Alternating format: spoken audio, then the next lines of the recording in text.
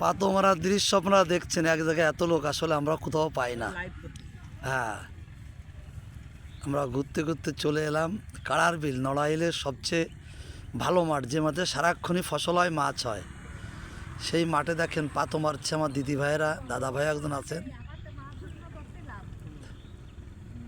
এই দেখেন কত লোক একসাথে পাতো মারতেছে। বিশাল একটা দৃশ্য, আসলে দেখা যায় না, দল বান্ধে পাতো মারা দিদি ভাইরা মারছে। এখানে দেখেন এই পাতো কত আগে দেওয়া দাদা? এটা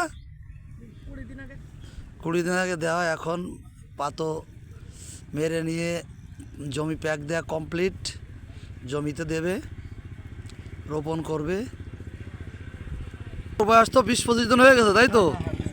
তাই এখন এলে লাগাবেন, লাগানোর কতদিন পরে ধান হিসেবে কেটে তুলতে পারবেন?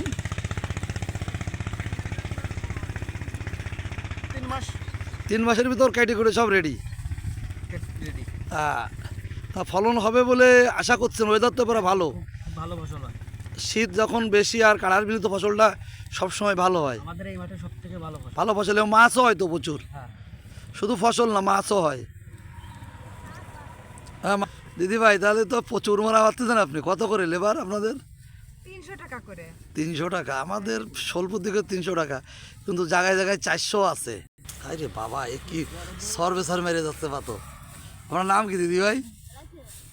সুপ্তি সরকার। সুপ্তি সরকার। দাদা কি করে? মাঠে কাজ?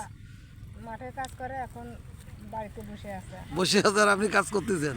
অসুস্থ নাকি? হ্যাঁ, কি হয়েছে দাদার? অনেক সমস্যা। ও, ছেলে মেয়ে কয়জন দিদি ভাই? 2 মেয়ে। ও, তারা কতটুকু? একজন 3-তে আর একজন এবার অনার্সে ফার্স্ট ইয়ারে। ও, নড়াইল ভিক্টোরিয়া কলেজ। হ্যাঁ, তাহলে তো আপনার খুব কষ্ট করেই চলা লাগে। কষ্ট না করলে তো।